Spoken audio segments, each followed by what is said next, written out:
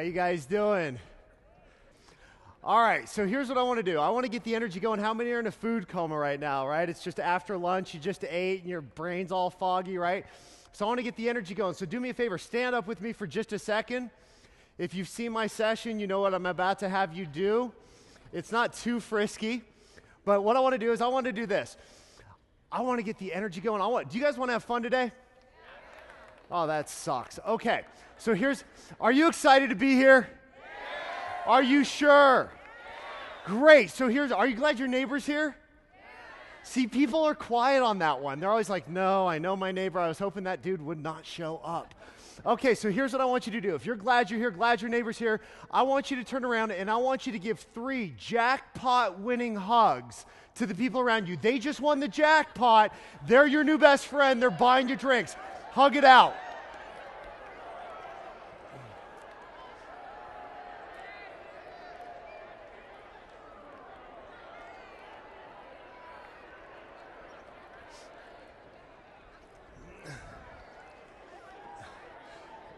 Some of you are getting frisky.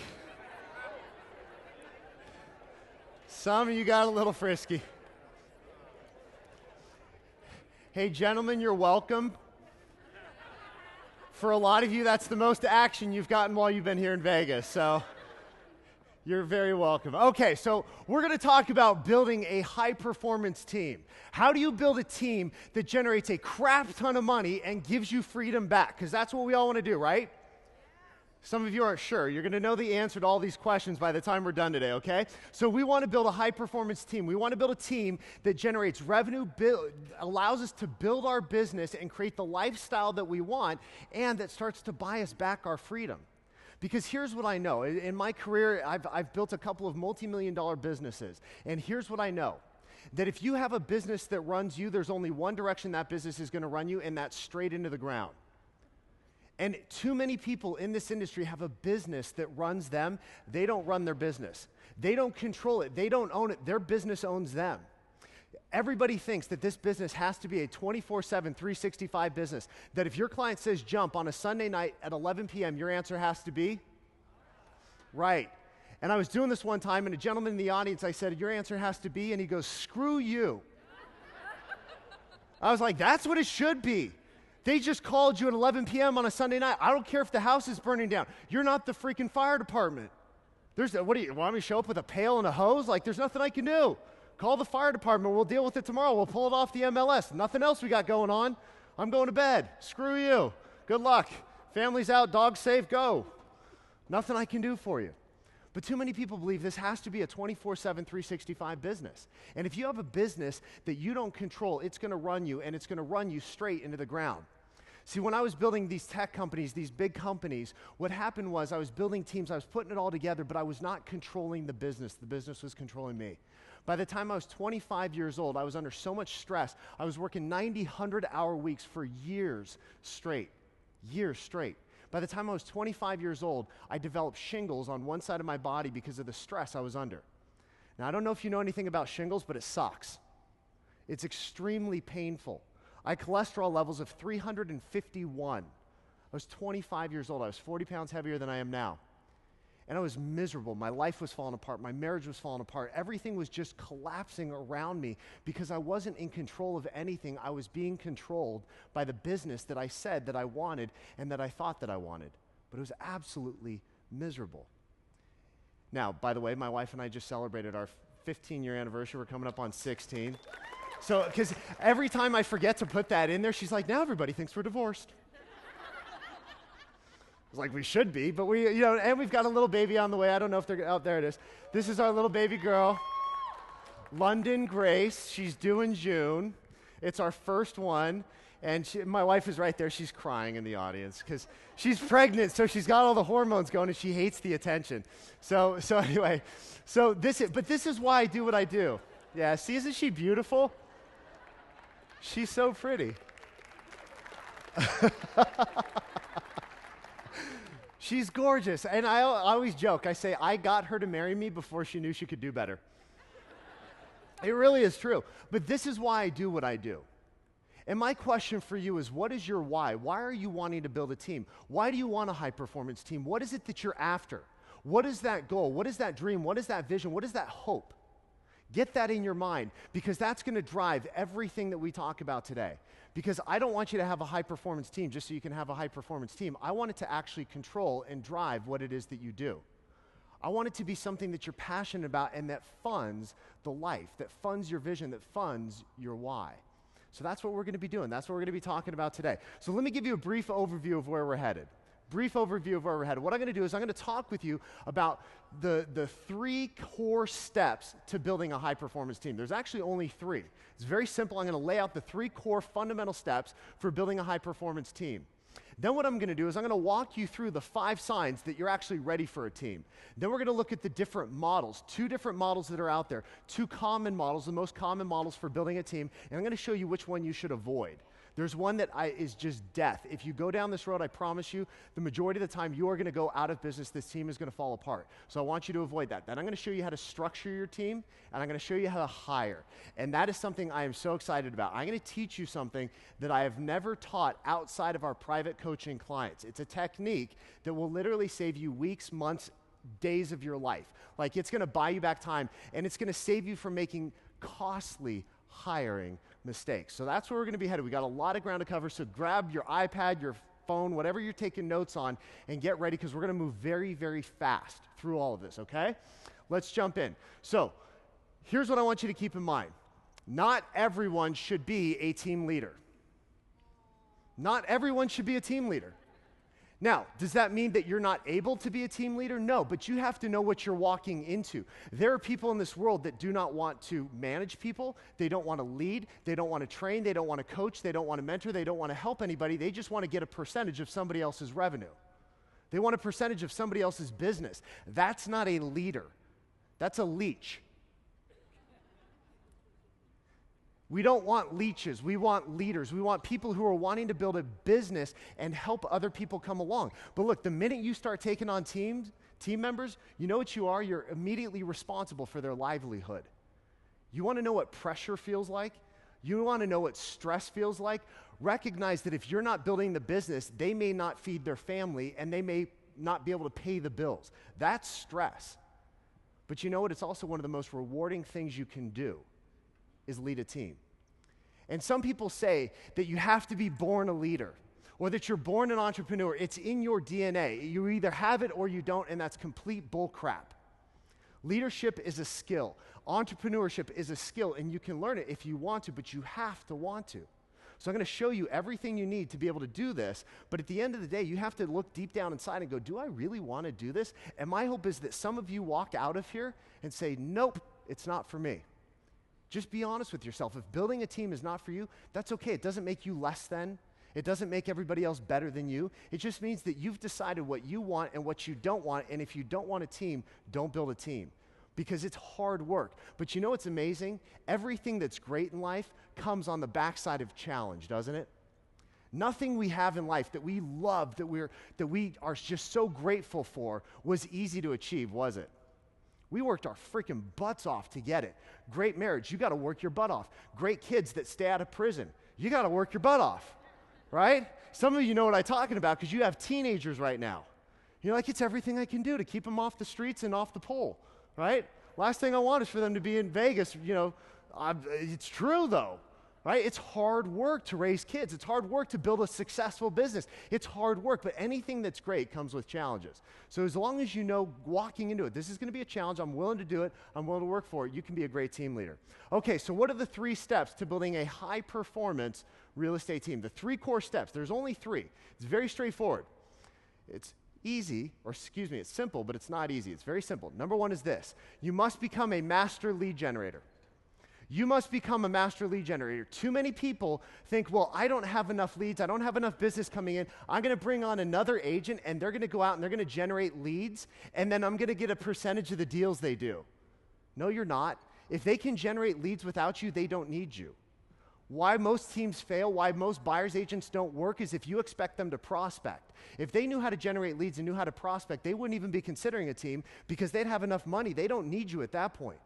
And I'm going to show you how to structure it so that they need you and that they want you, but you've got to become a master lead generator. When you can control your lead flow, you can throttle it up, you can throttle it down, That's when you're starting to be ready for a team. But until you can control your lead flow, you're not ready for a team. You're not ready because you don't have the capacity, you don't have the flow to keep that team fed. And everybody needs to be fed by that team leader. You are the rain maker. And if you're not making rain, you're making mist, we've got a problem. So you got to be out there making rain. You got to know how to turn on and turn off that lead flow. The second step is this. You then hire an assistant and you build out your systems. Very simple. How many of you love paperwork and details? Yeah. It's awesome. No, look, I have ADHD. Some of you are like, no, kidding, right? I have ADHD. So me and paperwork don't mix. I'm like 5 minutes into paperwork, I'm like, squirrel, because I can't pay attention. I'm off onto something else. I'm all over the place. People who run teams are terrible paperwork people. You should not be a paperwork person. The very first thing you need to do is you need to hire that assistant, and then she or he starts building out those systems for you. They're the ones who lay that groundwork. They're the ones who put all of that in play so that you can go do what you do best, which is sell homes. What we find is actually that most people that bring on an assistant in the first 12 months will grow their income by 50 to 100% in the first 12 months of bringing on an assistant. Because that's the person that's going to take all that crap work off of your plate. All that junk, all that paperwork, get it off of your plate onto somebody else. They build the systems. Now, once you have the systems, you have the assistant, you're rocking and rolling, now you build your dream team. Now's when you start to build out that dream team, bringing on the right members. And I'm going to show you how to do all of that today, how to structure it, how to bring it on. But these are the 3 core steps. That's it. Become a master lead generator, which is outside of the scope of today's talk, but we'll talk about it tomorrow morning. So I have a session tomorrow morning. We're going to talk more about marketing and lead generation. But right now, we're going to be talking about teams. So you become a master lead generator. Then you hire that assistant. You build your systems. Then you start creating the team. You start building that dream team, putting it all together. That's the simple steps, but it's a lot harder than it sounds. So I'm going to show you exactly how to do that. Now, before we do, what are the 5 signs you're ready for a team? These aren't the only 5, but these are the 5 that our coaches look for, that I look for. These are what we want to see. If we see any one of these, and I want you to look at these, and I want you to go, yep, that's me. Yep, that's me. Whatever it is, I want you to just take an inventory as we're going through this, okay? So what are the 5 signs you're ready for a team? Number 1 is this. Your client service is suffering. Your client service is suffering. See, everybody wants more repeat and referral business. This is where it starts right here, at client servicing. If you're not delivering incredible client service, you will not get more repeat referral business. Everybody wants more word of mouth, but very few people are doing anything worth talking about. I want you to understand that. Everybody wants word of mouth. Very few people do anything worth talking about. Why? Because they are stressed. They don't have the time. So what I want you to do is I want you to have everything in place so that your client service gets ratcheted back up so that you're delivering exceptional service. You're not meeting expectations, you're exceeding expectations, right? Because that's where people are excited. That's where like, oh my gosh, this was amazing. They exceeded my expectations, but you can't do that without a team, without the systems, without the framework. At some point, if your client service is suffering, you're starting to get ready for a team. Number 2 is this, your income has plateaued. If you keep hitting that wall, that ceiling, and you're like, man, I can't get past. It's like I keep capping out at 250 or 150 or 350 or 500, whatever that cap is, if your income plateaus and you want to go higher, you're going to need a team to do it. That's your ceiling, that's your cap, and it's different for everybody. But when it plateaus, you're done. Number 3 is this, you're turning away business. You want to know the most painful thing as a business owner? Saying no to people who want to give you their money. Like, I don't have the time. I'm too busy. I hate that. If we're ever at that point where I turn away business, I'm like, we've got a problem. We have to scale it. We have to do something else because I do not want to say no to people who say, I need your help.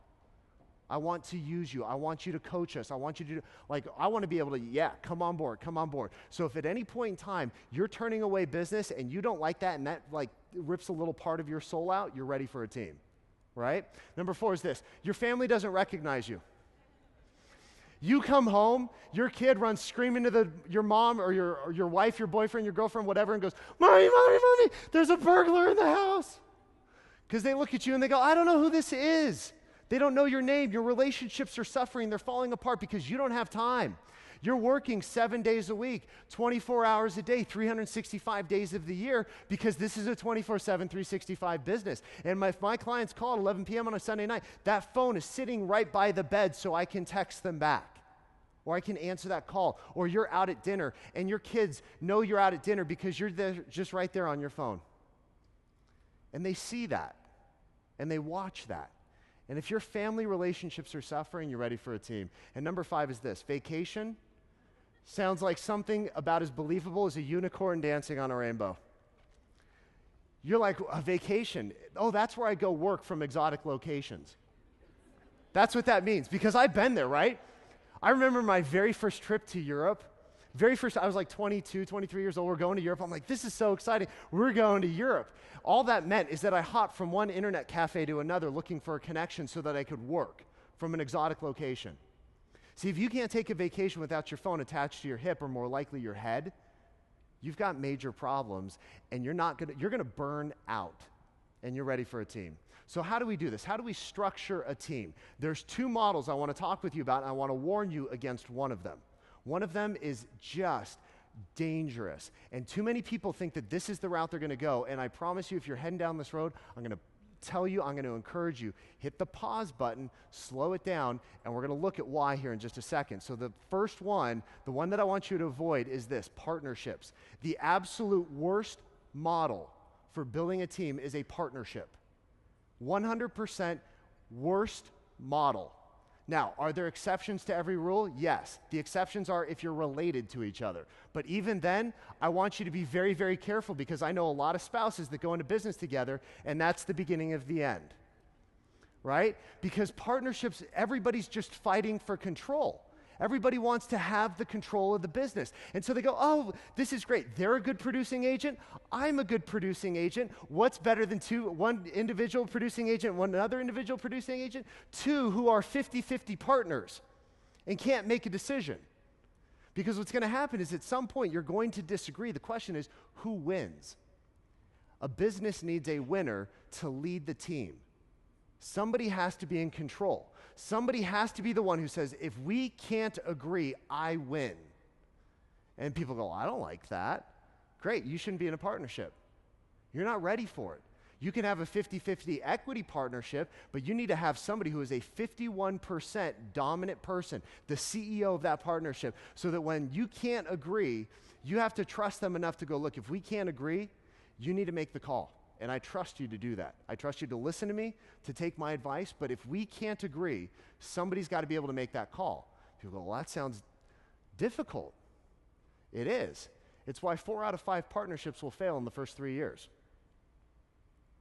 4 out of 5 will fail in the first 3 years. Partnerships are a terrible plan. Now, if you just are convinced, you're like, nope, Travis, we can make it work. We can make it work. Here's what I want you to do.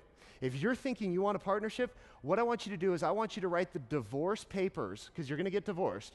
Write the divorce papers before you write the partnership papers. Agree on how it's going to end.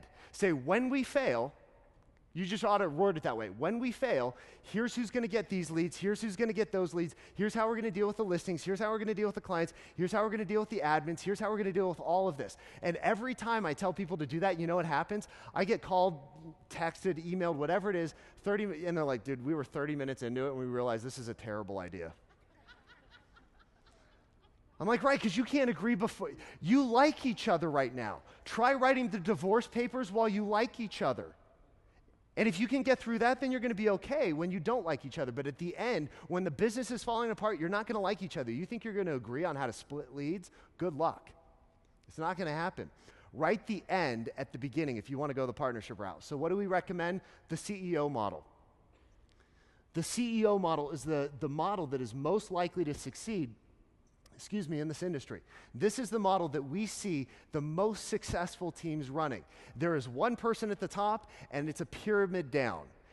Everybody has a level below, but there's one CEO. There's one person who controls it all. Well, I'm high, like on a disc profile, I'm a high D, high I. I'm a 99 out of 100 D, 99 out of 100 I. I'm super high energy, and I'm a control freak. That's me. I run a benevolent dictatorship. I really do. At the end of the day, I'll take advice, I'll take input, but at the end of the day, it's my call, my business. I own it, I run it, I operate it, it's my call. And it needs to be your call. You have to be the person that says, here's where we're going, I set the vision, this is where we're headed, this is where we're going, and it's my call. You do that, and you can, if you're ready for that, if you're prepared for that, you can succeed at running a team. But if you're looking at that like, man, that's a lot of responsibility. Yes, it is. And if you think that, you may not be ready for a team. So how do we do this? How do we take the CEO model and structure it? So what I want to do is I want to show you the most common positions.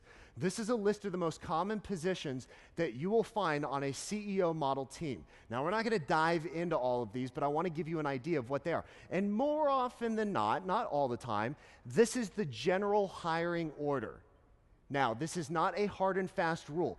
Every CEO model team is going to have a different structure. You could take the top 100 teams inside of RE/MAX, and you could say, hey, show me your model. Show me how everybody's laid out. Show me how all the different positions you have. Show me, and they would all be different. But you know what they all have in common? One person at the top. One person at the top. Now, how they got there, how they structured it, is oftentimes a different journey, and there's a lot of room for flexibility, and we can modify it, we can change it, we can adjust it based off of you want, but this is generally speaking the hiring order. The first person you're going to hire is an administrative assistant, a transaction coordinator. This is going to be that person. And when you are hiring an assistant, you need somebody that is a little dictator, little mini dictator.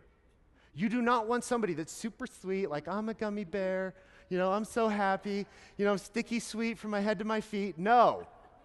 You will run them over. You will run them over. You want somebody that's like, hey, this is what I need. Get it to me, you little loser. You're like, oh, all right, here you go. You want them to actually run you. You want them to, you know who really controls the show in my company? Is we actually call her this, the overseer of order. Her actual title is the overseer of order, because I am a tornado looking for a place to land. And most of you probably are as well. So you need somebody who's just really great at those details, who's going to hold you accountable. So you hire that assistant. Then what you do is maybe you're hiring a second assistant. Maybe you're bringing on a second admin, a second executive assistant, somebody to help you even further, because you just keep selling. You keep selling, you keep going, keep going. Now you're looking at your buyer's agents. You're starting to bring on some buyer's agents. Then maybe what you're doing is you're looking at an ISA. You want to know the hottest position in a real estate team right now? ISA, Inside Sales Associate. Inside Sales Associate, it is the hottest position. Why?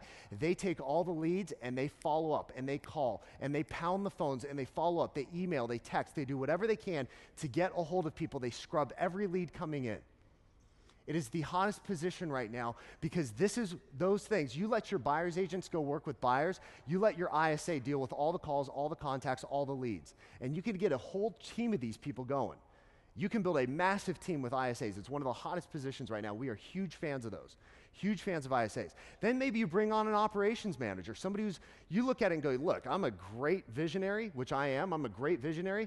I'm not a great executive. I'm really not. I'm not a great executive. I'm not detail-oriented enough. So we have an operations person. We have somebody who oversees operations in the business, because they need to be the one who takes my vision and helps implement it. Most of you could probably use somebody like that, couldn't you? Right? And then maybe you get a showing assistant, a listing manager, or a marketing manager, a listing specialist. You start building it out. These are the most common positions. Now, we're not going to look at how to compensate all of them, but I do want to show you some compensation models. So I'm going to talk with you about how to compensate your team. How do you compensate your team so they're happy? So you're actually making money. How do we do all that? Now, before we look at a specific one, I'm actually going to show you how to compensate buyer's agents specifically, because this is where I see the vast majority of mistakes, is with buyer's agents. Most people screw up how they compensate their buyer's agents, and it ruins the whole thing. So I'm going to show you how to avoid that. But first, I need to talk with you about principles, the principles of compensation. So number one is this: keep your compensation plan simple. Too many people get these elaborate things, and nobody knows how they're compensated. If you go to your team members and go, look, how do you make more money? They're like, I don't know. I think I have to sell something. You're like, okay, you're on the right track, but how do you make more money? They're like, I don't know. Because what happens is people come in and they go, okay, so if you bring the lead, then you get X. But if I bring the lead, but it's a relative of you, you get Y. But if I bring the lead and it's nobody that you know, you get Z. And all of a sudden, it just becomes this big, kludgy, complicated mess. And every time you have to cut a check, you're like, where's my calculator? I don't know how to, you're like, it's a formula. And you've got this massive spreadsheet to maintain it. You've screwed up your compensation plan. I don't care whether it's for a buyer's agent, a listing specialist, an ISA. whoever it is, your compensation plan needs to be very clear, very simple. Number 2 is this: it needs to protect your profit margin. People go, oh, that's obvious. And yet, this is where most people screw it up. Because then when they want to grow, they want to scale, they've realized they've given too much away and they don't have the funds to be able to scale the business. Because there's nothing there. Their profit margin is gone because they didn't understand how to protect that profit margin in a compensation plan that makes everybody thrilled with the money that they're making. And they don't know how to sell it, and I'll show you how to do that in just a second. Number 3, make sure your compensation plan is fairly based and on performance. Fairly based and on performance. Everybody who comes onto your team needs to start at the bottom and work their way up. What you should never have is somebody who comes onto the team brand new and say, well, I really believe in them, so instead of compensating them like everybody else, I'm going to give them a little bit more. You want to know how to create pissed off team members? Wait till they figure out that somebody else is making more than them for the same work that they're doing, and they haven't proved themselves on the team. That just pisses people off. That's a cancer on your team. You don't want that. Number 4, use commission-based plans when possible. Put as many people on commission as you possibly can. Don't pay salaries when you don't have to. Put as many people onto a commission-based plan, because that means that they only get paid when they do what? Sell. And what are you paying them to do? Sell. Now, if there's certain positions you're going to have to pay a base salary. You're going to have to pay a base salary, but you know what I want you to do? I want you to pay a salary that covers the bills but doesn't allow them to become fat and happy. Because I still want them to be hungry, and I want to reward them on the performance of the business. I want them to have upside. I want them to have equity and investment in the growth of the team, in the growth of the business, so that as our business is growing, guess what's growing? Their income. Because their income is directly tied to the performance of the business. I don't want people on the team who can sit back and go, you know what? I'm making my money. Doesn't bother me. You guys can't sell. As long as my paycheck keeps, I can go to the bank and it actually clears, I'm good. And there's too many people that are getting fat and happy salaries out there that probably ought to be pulled off of their compensation plan. So you got to make sure that you use commission-based. Now let's talk about buyer's specialists or buyer's agents. This is important because this is where most people screw it up. A buyer specialist is one of the most poorly compensated positions, and it's because everybody is afraid of selling them on a commission structure that works. So here's what I'm here to tell you. A buyer specialist should never, ever, under any circumstances, be paid more than 50%. Ever. Ever. Now, you know what I recommend? 40. We recommend 40. Here's why. People go, oh my gosh, that's crazy. 50%, who's going to want to come work for 50%, right? That's everybody's next question, is why would anybody want to work for 50%? Or less, or 40%. But here's what I want you to think in mind. I need to do big numbers, so if these numbers don't work for you, I just need big figures, round figures that I can do math with, because I suck at doing math in my head, right? So let's say you get a commission check of $10,000, right? $10,000. And let's say you're on a 50-50 split, because again, easy math for me. So $10,000 comes in, 50 goes to your buyer's agent, or 5,000 goes to your buyer's agent, 5,000 comes to you. The buyer's agent goes, sweet, 5,000 straight into the pocket. And you're looking at your 5,000 going, awesome. $1,000 to marketing, $1,000 to admin, $1,000 to the office, $1,000 to this, and you're all of a sudden looking at your $5,000 going, wait a minute. There's only $1,000 left, or some of you are like, I wish there was $1,000 left over. Some of you are like, I had to pay an extra $1,000. They got their 5, I got my 5, and then I owed 7. I don't know how it worked, right? That is like new math. And so you're looking at it and you're going, wait a minute, this sucks. Why do I want to build a team if this is all I get? And so you have to do it at scale. You have to understand what you're looking at, and you sell it like that. So when somebody goes, why am I going to come work for you for 50%? You need to figure out how to sell it. And what happens is most people get stuck on the value proposition. See, your value proposition is not the split. It's what they get for the split. If somebody comes in and goes, why am I going to pay you 50%? I can go make 100%. You say, you're absolutely right, but you're looking at the wrong number. Do you care about your split, or do you care about your take-home income? Which is more important to you? Do you want to make 100% of $50,000, or do you want to make 50% of $250,000? Your choice, right? Because I can help you make 50% of $250,000, or you can go make 100. You can make 100% of $50,000 if you want. That's your choice. But what I offer in exchange for this 50%, I'm going to handle all of your marketing. I'm going to handle all of your admin. I'm going to generate all of your leads. I'm going to teach you how to be successful in this business. I'm going to set it up so that you don't have to do all that work that you hate. The hardest thing is to run a business. I'm going to do all that for you. So all you have to do is show up, work the leads we give you. You're going to make your money. You're going to get to go home. Your family's going to love you. You're going to enjoy this business a whole lot more, and you're going to make more money. So you got to change the conversation. If they're stuck on the split, you haven't shifted their focus. You always need to shift their focus from the percentage to the income number. Their net income, more often than not, will go up dramatically on a team versus taking 100% of their own production. And what you also want to do is show them the numbers. Say, by the way, you take your 50%, it goes straight into your pocket. I take my 50%, look at all these expenses. Do you want to pay all that? Look, you want to take it over, I'll take 50% and I'll let you cover. You can take 50% of my production, right? And you can cover all this. And they're going to look at it and go, oh, I don't want to do that. That's too much work. That's hard. And that's when you go, yes, it is. That's why I'm doing this side. You go do what you're great at. You go work with people. Let me handle the business and the structure. Let me handle all of that. When they see it, it makes a whole lot more sense for them. So you got to structure it correctly. Now, we don't have time to go into all the sample compensation plans, the different structures. So I want to give you a way to get different compensation plans based off of the position. So a lot of those positions that I showed you, we have a sample compensation plan that you can grab. All you have to do is go to travisrobertson.com/R4Teams. R4 Teams. You go there, name an address, or name an email address. We'll send you compensation plans for a lot of those positions that we talked about. We'll show you some different models. Now, every industry is going to be a little bit different. Salaries are going to be dependent on your marketplace. Base commission or base salaries are always dependent on your marketplace. There's no hard and fast rule. Depends on qualifications, depends on competitiveness, all of those things. You have to do it based off of your market. But the percentages, we don't change those depending on market. The percentages are set. So everything we give you in there talks about specific percentages, the reasoning behind it, so that you can take it back and you can start evaluating what makes the most sense for your team. Now, one of the things I want to address is this, because a lot of people go, well, what happens if I'm already stuck in a compensation plan that doesn't match what you said? What do I do? It's a great question. Here's what you do. You go to anybody. Let's say you've got a buyer's agent on the team and they're making 60% or 70% or whatever atrocious number you gave them and you're realizing, crap, this sucks. Right? So how do you deal with that? Do you go back in and just cut their commission? No, you don't do that. You made an agreement with them, but what you can do is you can set minimum performance standards on them now. So you go back and you go, hey, here's the thing. I'm paying you 70%. And I want to grow this business. I want to grow this team. I want to make it even better than it is.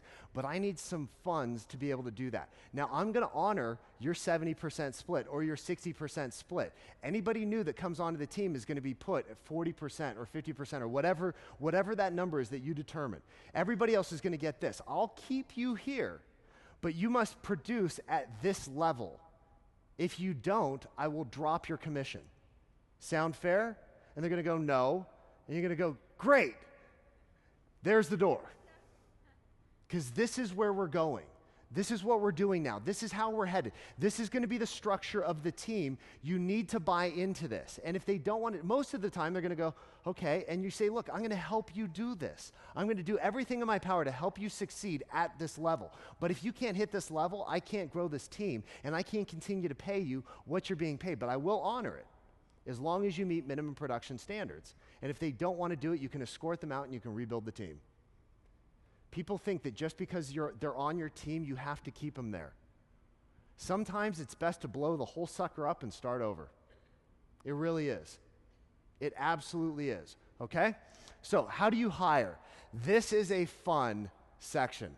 I love talking about hiring. My hiring process is awesome.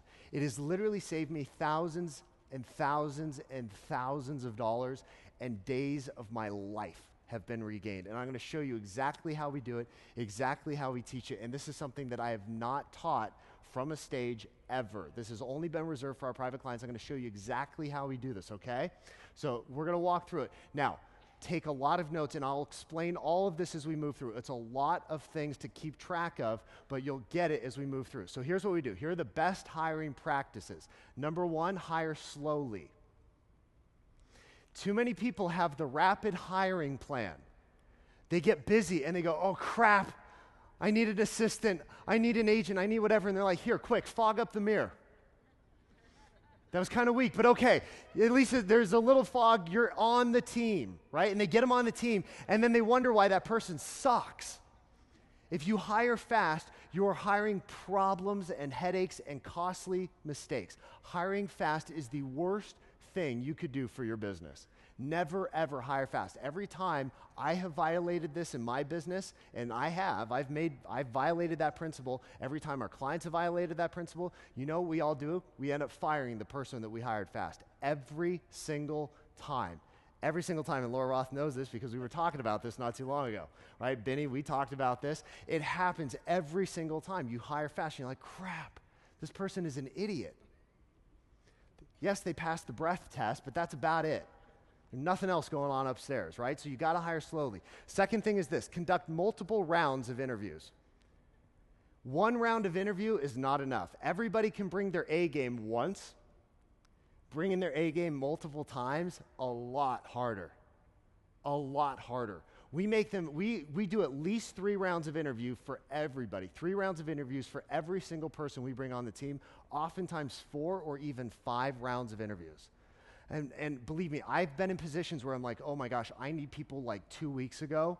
I don't have a month to go through this process, but you know what? I force myself to do it. I force our team to do it. And every time we go through the process, we do multiple rounds of interviews. We weed out people. I was just hiring some coaches a month ago. We were hiring new coaches. And some people passed the first round of interviews. I was like, man, I really like this person. There was one guy in particular. I really, really liked the guy. I thought he was great. I was like, man, I think he's going to be on the short list. So he gets past the first round of interviews. And then I start following him on Facebook, and I always cyber stalk everybody. Cyber stalk everybody. Because look, our coaches need to be positive, motivational people. And so I start following him on Facebook, and the dude just bitches and moans all day on Facebook.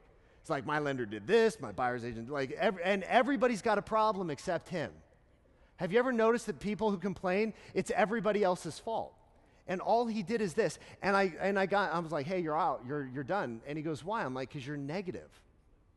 You're like a cloud of piss poor attitude. Why do I want you anywhere near my team or my office? He brought his A game on the first interview, and if I had just hired off of the first interview, I would have had to fire him by now, and we would have had issues with clients. That's not the way you want to do it. Remember, everybody you hire is representing you and your brand.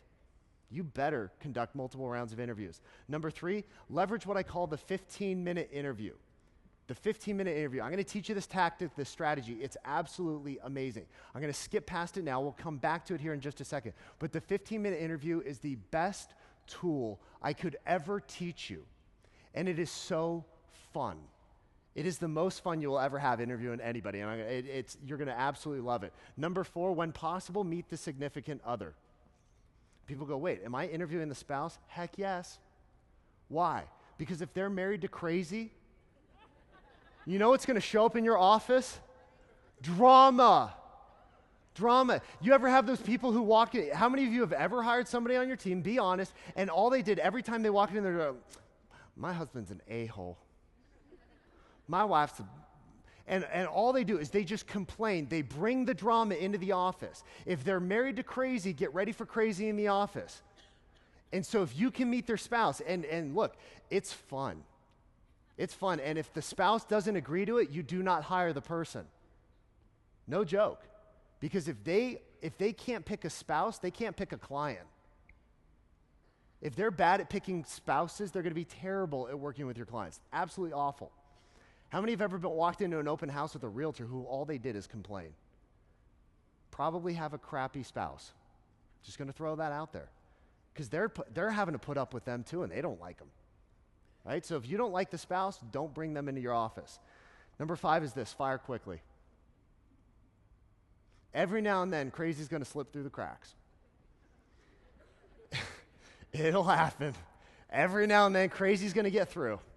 And when crazy gets through, escort crazy out the door as fast as possible. See, but doing multiple rounds, it's going to be hard for crazy to get through the cracks. Do you see how that filters down people Multiple rounds, multiple conversations start to filter people down. But if you get them in there, get them out of there as fast as possible because they are a cancer in your organization, a cancer on your team. If your culture sucks, it's one of two persons' problems, you or it's everybody else on the team. And they need to go or you need to go. Some of you need to fire yourself. It's true. Right? So we've got to figure out, get the cancer out of the organization. Now, I want to show you the 15-minute interview, the art of the 15-minute interview. Oh my gosh, this is so fun. So fun. So here's what we do. Every time I create a job ad, I write our own job ads. I love writing job ads because I put humor into them. By the way, actually, if you want to see one of our job ads, I don't have this on the slide. I just remembered it's, go to travisrobertson.com/careers. /careers. You can see our job ad. You can see a job ad up there. And our job ads, I inject humor into them. I inject fun into them. I make jokes. I write, sentences like they're in text message. It's like, if you think this is a sentence, UNZ, like, don't apply for this position, ZIUSON. Like, I just misspell things. I put humor in there. I make fun because it's our culture. We have fun. I love what I do, and I want people who walk in to love what they do. So we have this whole, I write all the job ads. I would put fun and humor into it. Then what I do is I tell them specifically how to apply. I say, to apply for this position, email this email address, and you can see it at the bottom of our, go to the careers page, you'll see it at the very bottom. It says how to apply for this position, right? And it tells them step by step. It says, send your resume in PDF format, not Word. Don't paste it into the body of the email. Send it to this email address with this subject line, your resume attached in PDF format, and include a paragraph explaining why you want to be a part of our team. Now, here's what's awesome. I have a filter set up so that if they do not use that subject line, it goes straight to trash. If their resume is not in PDF format, straight to trash. I don't respond to them. I don't answer them. None of the team does. Straight, because they can't follow instructions. If they can't follow instructions to apply for a position, you think they're going to be a great team member? They're just going to buck the system entirely. So I want them to follow very specific instructions. So now, everybody who I get on the phone with, here's what I have somebody do. I have somebody on my team schedule back-to-back interviews, 15 minutes long max, back-to-back, no breaks, no space. Why? Because I'm a talker. And I will talk. I will sell you into a position that you are a terrible fit for. I love my company. And how many of you love your company and you just sell it to anybody? Like, you find yourself on interviews selling people on why they need to come work for you. You're like, we are so awesome. It's absolutely amazing. Like, you totally want to work for us. And they don't say anything. You're like, oh my gosh, this is great.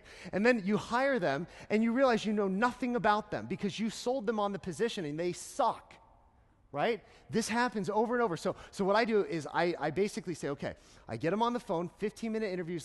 That's how we do it. We schedule 15-minute interviews back to back to back. That's what we do. Then the second thing I do is I spend 10 minutes asking them questions. First 10 minutes is I ask them questions. And people are like, 15-minute interviews, how do you justify that? Here's what I say. I always get on the phone and I go, look, I know this is a little unorthodox, but we've had such a high response rate to this position ad, and I'm so excited to be talking to you, but here's the thing. I don't want to waste your time. I don't want to waste my time. So we're going to spend a few minutes. I'm just going to get to know you a little bit. Make sure it's worth investing your time and mine into this full process. Does that sound fair? And they'll go, yeah, I guess that sounds fair. You say, great. By the way, the first 10 minutes, I'm going to ask you questions. And then what I'll do is in the last 5 minutes, you can ask me anything you want. And they go, okay. So you spend the first 10 minutes asking them questions. These don't have to be hardball questions, but then you shut up. You do not try and sell them. You just ask them questions. Don't be buddy-buddy. You're not trying to build rapport. You're just trying to see if you like them. And here's the thing. I will hang up on people that I do not like. No joke. You want to know the best question to ask? I stumbled onto this question. No joke. It was not in the slides. I stumbled onto this question. It was so funny. So I was one time, because I write funny job ads, right? That's how I do it. I put humor into it. So one time I was talking to a guy and I was like, hey, what drew you to apply for this? Like, what about the job ad made you want to apply for the position? What about the job ad made you want to apply for the position? Do you know what he said to me? Which position is this for again? I was like, you're an idiot. I didn't say that. I said, you know what? I wish you the best of luck. You are obviously not cut out for this position. Have a wonderful day. I don't want to waste any more of your time or mine. Hung up on him. He called back my admin that had scheduled that appointment and started swearing at her, started yelling at her. And I called him back. I was like, you just proved why you're an idiot and why you're not working here. You think my interview process sucks? It just weeded you out. I think it's great. So you ask him, what about the position or what about the ad caused you to want to apply for the position? What I want to hear him is go, oh my gosh, I love the humor.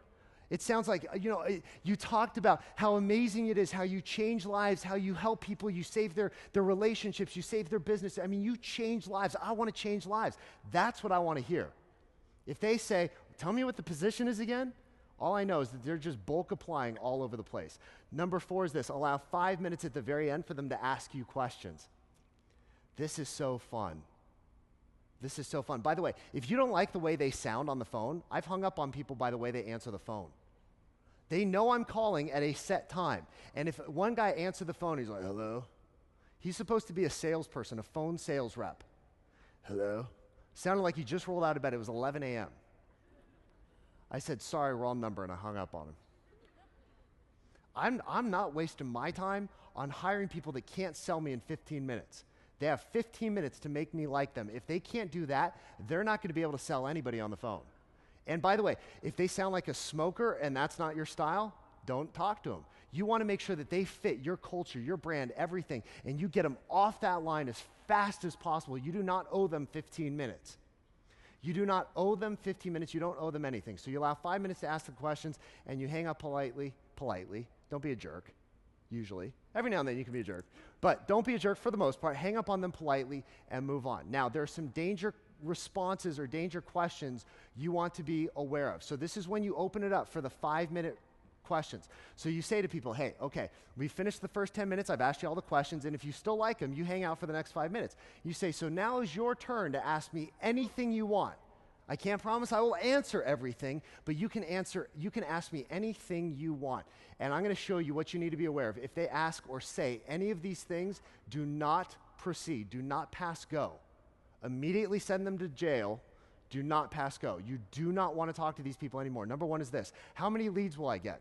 If that is the first question out of their mouth, hang up on them. Why?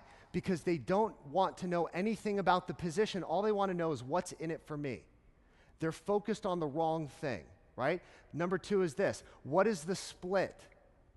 And number 3, how much money I can make. These 3 are absolute red flags. If those are the first questions out of their mouth, any one of those, how much money can I make? What's my split? How many leads will I get? Do not pass go. You know what I want to hear them say?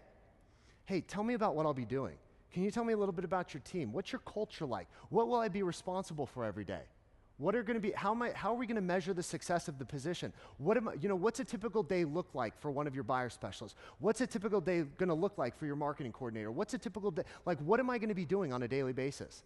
Because now I know that they're in it for the work. They want to do something that they're passionate about. They care about what they do, not just how much money they make, not just how many leads they get, not just what the split is. If any of those 3 things come out of their mouth in the first question, they're done. We don't have time for, I'll try and save time for questions at the end. I think we're going to have a few minutes, so I'll try and get to your question, but thank you. So that's what you want to do. Just first question out of the mouth, done. I'm absolutely off the phone. Number 4 is this. How many have heard that when you're interviewing somebody? I can't work nights and weekends. You're like, you do realize what industry we're in.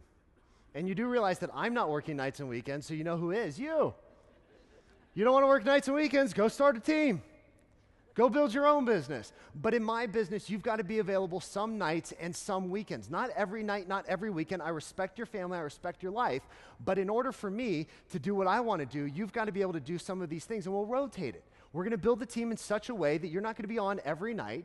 You're going to have set nights. You're going to have a set schedule that you can predict, that your family knows about, that you know about. You're not going to have to work every weekend, but you are going to have to work some nights and some weekends in this business for a period of time. Now, as you get better at explaining and you get better at selling and you can convince people to never meet with you on a night and a weekend, great. You're free to do that. But until then, you're going to work some nights and you're going to work some weekends. And number 5, I don't really have any questions. If they say they don't have questions, to me, I'm like, wait a minute, I just spent 10 minutes asking you questions and you couldn't think of one thing to ask me? Because the job ad didn't say everything. You know, it means they're intellectually stupid. It's true. They're not inquisitive, they're not smart, they're not thinkers. Can you imagine that person going to a buyer's or to meet with a client and going, I don't really have any questions for you. I don't know what to ask you. I don't know what to say. I don't know what to do. They didn't do any research on you. If anything that they do points to the fact that they don't, look, I'm highly Googleable. You can Google me very easily. Anybody who's interviewing with me ought to have some questions for me. Ought to say, yeah, I saw some of your videos. I watched this. Man, I love what you do here. I heard about you this way. Or, you know, an agent in my office does that. Like, they ought to know who I am. If they go, yeah, tell me about what you do. Did you not Google me? Did you not Google the company? Are you that intellectually vapid? Vapid? Are you that intellectually dense? Do you have nothing going on upstairs that you couldn't even just go to Google and go, Travis Robertson? Very easy to find me. Very easy to learn a little bit about the company. They should be able to Google you and go, yeah, Laura Roth. Tell me about Laura Roth.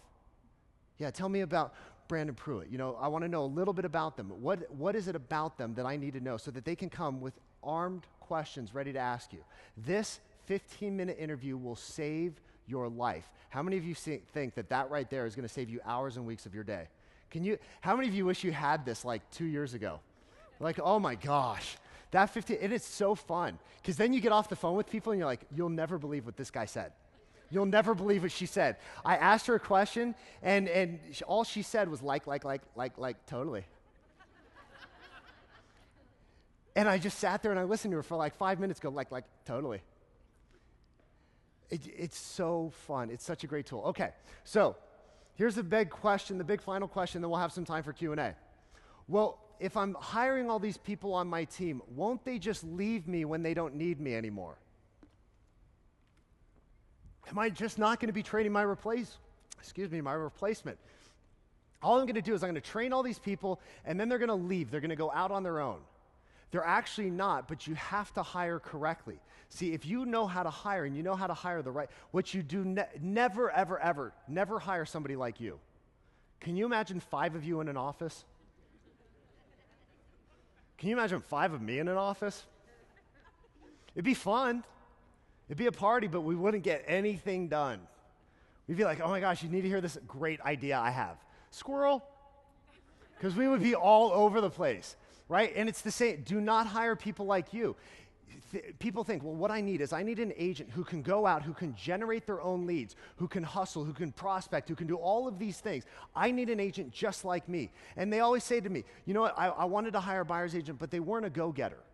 They weren't somebody who was, you know, type A driven, high D, high I on a disc profile. They weren't like me. And I go, good. They need to be driven, but they don't need to be like you. You do not need more you. What you need is somebody who is great at being a team member, not a team leader.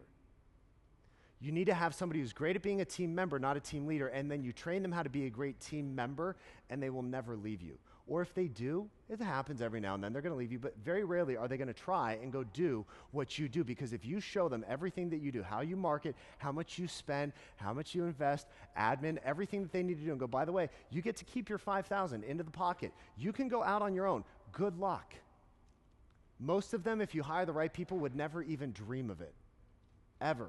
So how do we do that? One of the things I would encourage you to do, how many of you use disc profiles or have ever taken a disc profile? Disc profiles are fantastic. If you want free disc profiles for anybody on your team, we have a service, we pay for it, you get free disc profiles for you and everybody on your team. Anybody you ever want to send, just send them to travisrobertson.com/disc. Free, like legit disc profiles. I mean, we use these internally. These are full-on, massive, like tested, studied disc profiles. You can get them for free. Here's where you can also get the compensation plans. That link is up there as well. So both of those are available to you. You can go there, but leverage the disc profiles. Make sure that the person you're hiring has the right profile that you're looking for. Now, the other thing is this. How many of you were in Peyton Manning's session today? Was that not amazing? Yeah, Peyton's awesome. I love that dude. And I love what he said. He actually said this. He said, winners don't hesitate to invest in a coach to help them succeed. Doesn't matter how talented you are, everyone needs a coach. if my team, if we can be of value to you in helping you build your team, I'd love to talk with you. I'd love you to talk with one of our coaches back at our booth. Come back, come see us. We also have a great program called the Real Estate Playbook to help you, to help your team if you want to look at that. So we're back at booth number 531.